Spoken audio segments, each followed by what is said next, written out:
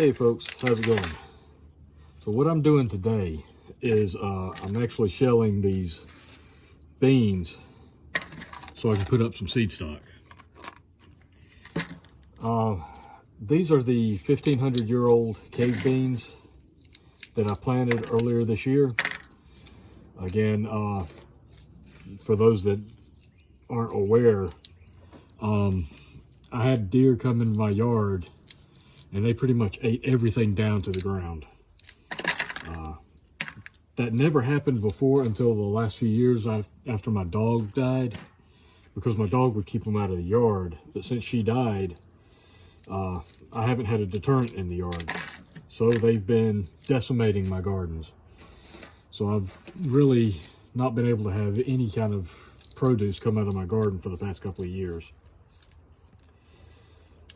But these are one of the beans that I planted earlier this year. It's a 1,500-year-old cave bean. And since my entire garden was decimated, and these only survived because I put a small piece of fence on the ground in the raised bed around the base of the plants so that they couldn't eat the stalk down to the soil. But what they did was they pretty much ate everything above that fence all the way up to about 6 foot tall. That was stripped bare down to the vine. And then right above that, there was like an extra foot right above that where they didn't eat anything. So the bean vines were actually able to still produce some leaves, and they produced a small handful of dried beans. That's what you see here. There wasn't enough for me to justify picking them for for snap beans, simply because the vines were so unhealthy. I honestly didn't think they would produce any more. So I made the decision fairly early to just let whatever beans did grow dry on the vine. And that's what you see here. That's what I'm shelling now. I want to say I paid around $8 for 2 small packets of seed. I could be wrong about that price. I got them from Baker Creek Seeds, but I believe it was roughly $4 a pack, and there weren't many in each pack. I'll be honest with you. I've probably got about 1 pack there. Well, actually, a little more than 1 pack in this cup right now. So I've got at least my seed purchase back, and then maybe a little bit more. So this is actually going to be put up for the winter until next spring, and I'm going to replant these seeds in the garden next spring. I've got some ideas on what I'm going to do to try to guarantee that I get a harvest next year. I've got a lot of ideas in place, or that I want to work on to put in place, I should say. Now, being that I'm on just a 1 acre lot here in a fairly small neighborhood, I can't really set up in the yard and shoot the deer that are coming into my yard. Ideally, that's what I would like to do, and just take this problem and turn it into a food resource. But I can't hunt on the property here using guns because I've got too many houses close by. Now, I do have the crossbow that I hunt with, and I've considered that. And the truth is, I've got 3 or 4 neighbors surrounding me that are potential problems. Let's just leave it at that. I won't get into a lot of detail, but there's potential conflict there, and it's one reason why I want to move out of the area that I'm in. But the last thing I want to do is shoot a deer in my yard, have it run, jump my fence, and collapse in one of these neighbors' yards, and then I have to go into their yard to collect it. Now, by law, I have have to make every effort to collect the deer that I shoot. But again, these are problem neighbors. There's some issues with them. I'm not going to go into the issues, but that is just opening the door for more problems. And I'm trying to avoid that for the time being. So that's why I'm not setting up a small blind or stand in my yard to try to hunt the deer that are decimating my gardens. So I think what I'm going to do is I'm going to try a new type of fencing around the garden. I've got to redo that. So all the old fencing I've got to pull up, I'm going to have to rethink how I do that, because they can easily jump the 5-foot fence that I've had around my garden. And because my garden is on the corner of my property, bordered by on two sides by chain link fencing, I can't really extend that fence up 8 to 10 feet with the way it's set up. I'm going to look at some options for that, but I really don't think it's going to be that feasible. One option I'm looking at is getting a solar powered electric fence charger and running a couple of strands above the standard garden fence, so that if they do try to get over it, they'll hit that wire, and then hopefully it'll shock them enough and deter them. But the problem with that is I probably only should be able to do that on 2 sides of the fence, or 2 sides of the garden, I should say, because if I run it along the top of the chain link fence that borders neighbors' properties, if they touch it, they get shocked. That could cause some problems for me as well. I don't know for sure that it will, but I'm looking at all possibilities here. So that's one option I'm looking at. I'm looking at potentially getting another dog, although there's reasons. I've got some damaged fence section where I wouldn't be able to contain a dog inside the fence. So that would have to be repaired before I got another dog. So that's something I'm looking at, and I'm trying to debate on whether or not I even want to do that. I have my hands full right now with some of the hours that I'm working. It doesn't leave much time during the work week for me to take care of animals and do a bunch of other stuff. I get home, I usually have just enough time to basically shower, do some light housework, and cook dinner, things like that. I really don't have time for taking care of a garden, much less a bunch of livestock or animals or whatever. So there's a lot to consider. I'm looking at a lot of options. I'm not quite sure what the solution is for me at the moment.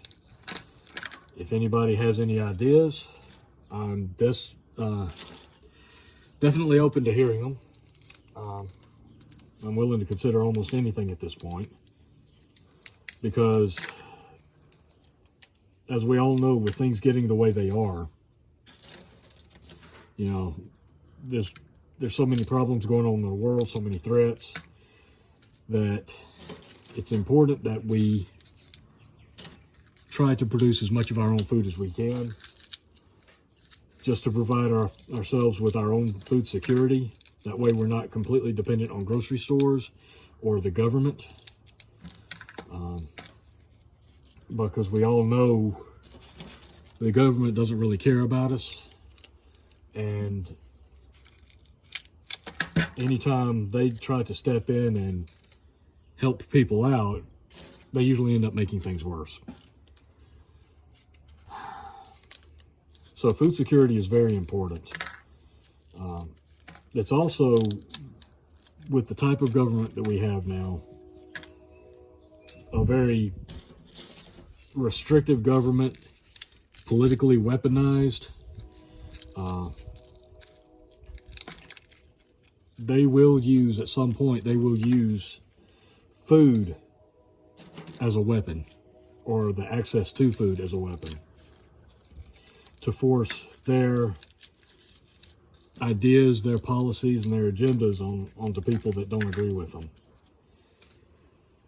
There's a lot of people that say that that'll never happen, but I guarantee you at some point it will. And if you value freedom, if you're of the mindset to value freedom and independence, one of the best ways to guarantee your own independence on an individual level is to guarantee your own food security. Now, you can't grow 100% of everything that you'll never eat, but every little bit that you do grow is that much more that you don't have to rely on somebody else to provide. Which is why I'm such an advocate for growing a garden, raising whatever livestock you can, whether it's rabbits, quail, ducks, chickens. If you have a pond, you can raise fish. If you have an aquaponic system, you can still raise fish. And that also includes taking advantage of hunting, foraging, and fishing opportunities in your area. If you can hunt, if you can fish, if you can forage, that's additional food resources that you can take advantage of. I believe, I keep dropping these, I believe that it's going to be very critical at some point that we have this independence, the ability to produce as much of our own food as possible, store up as much as we can. It's my belief it'll be needed, and probably sooner than later. It'll probably be needed much quicker than most would admit or even believe. So that's what I'm working on. That's what I'm thinking of. I plan to do another video on that later. But today's main video is mainly supposed to be about these. And showing you one of the things that I'm doing today. Once I get done with this, I plan on working on that old chicken coop that I've got in my yard. The idea for me is to tear that down, clear that area out, and start building a new coop. With the intention to build a new, bigger, better coop that I can set up with an automated watering and feeding system, because it's so hard for me, like I said, during the week to get certain tasks done. Anything I can do to automate that will be a great help. So once I get done with this, which I'm actually already done, this is all going into the compost. All these empty shells here, that's going to go into the compost bin. These are going to get bagged up and put away for seed for next year. That's a lot more than what I paid for when I ordered them this year. So if nothing else, at least I got a return on my investment by producing more seed than what I originally ordered. But again, after this, I'll work on tearing down that old coop,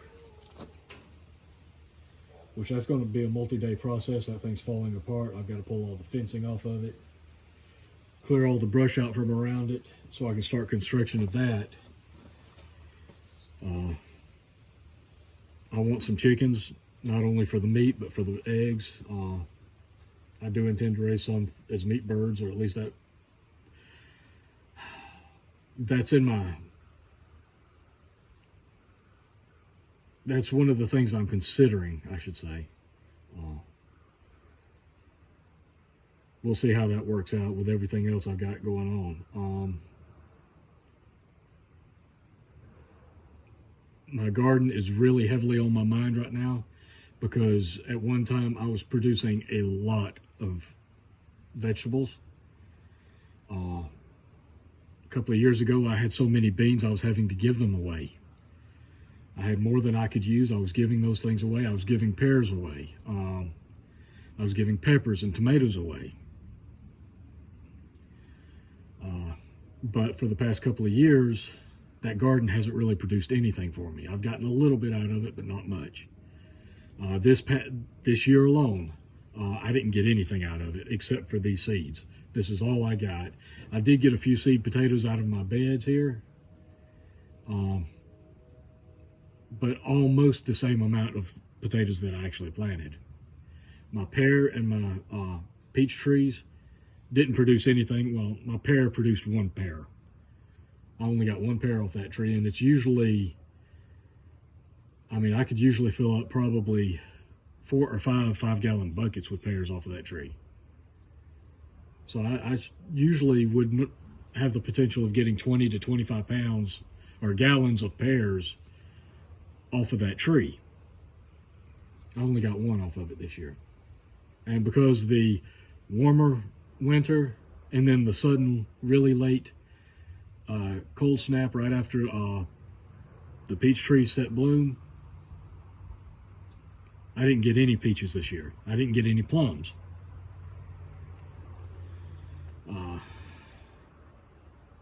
And that's not good, you know. It's really important that we try to make the most of our resources and assets. And so that's weighing pretty heavy on my mind right now. I haven't been putting out a lot of videos, I know, because I'm trying to figure out some of these problems on my own. I will share with you any solutions or any attempts at solutions. But again, if you guys have any suggestions, any ideas, I'm open to them. Let's hear them. You're more than welcome to put them in the comments. I'm going to pull down the fence from around the garden here in the next week or so, and I'm going to go through there with my mower and basically chop everything down. The weeds have grown up this year. I'm going to chop everything down, low to the ground, and I'm just going to, I guess over the winter, I'm going to keep dumping compost and manure and mulch and anything else I can on that garden. And then hopefully I can come up with a good game plan for growing season next year to fight with these deer. It may come down to the fact that I have to actually try to take one of the deer with my crossbow. I may have to try that regardless. That's something I'm going to think about. I'm not 100% convinced that that's the best idea, but it would definitely be effective.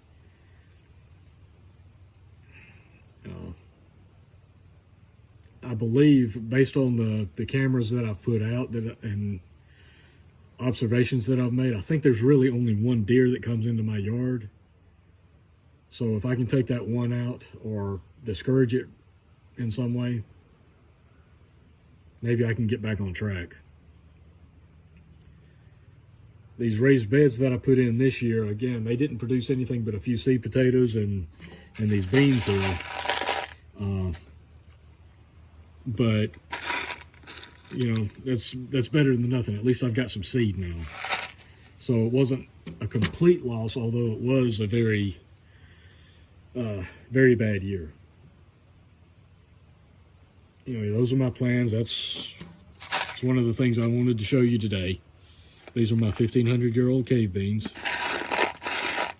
They did pretty good considering the deer tried to kill them. So, you know, it just makes me wonder how well they could have done if they hadn't been chewed on by the deer so heavily. Maybe we'll find out next year. All right, so I'm going to get off here. I'm going to get back to work. I got to start ripping this chicken pen apart, start cutting some brush, and see what else I can get done. I hope you guys are taking care and staying busy, trying to be proactive, trying prep as much as you can, as best you can. With all the uncertainty into the world right now, it's very important that we do whatever we can. And, you know, I know that's an ongoing thing that I say, just keep prepping as much as you can. That's the best action we can do to prepare, to get ready, or to offset some of the insanity in this world. Our best solution, and I'm going to do a better video on this later on, but our best solution to all of the problems that we face is ourselves. Learn to be more self-sufficient and independent, and rely less on our government and the systems that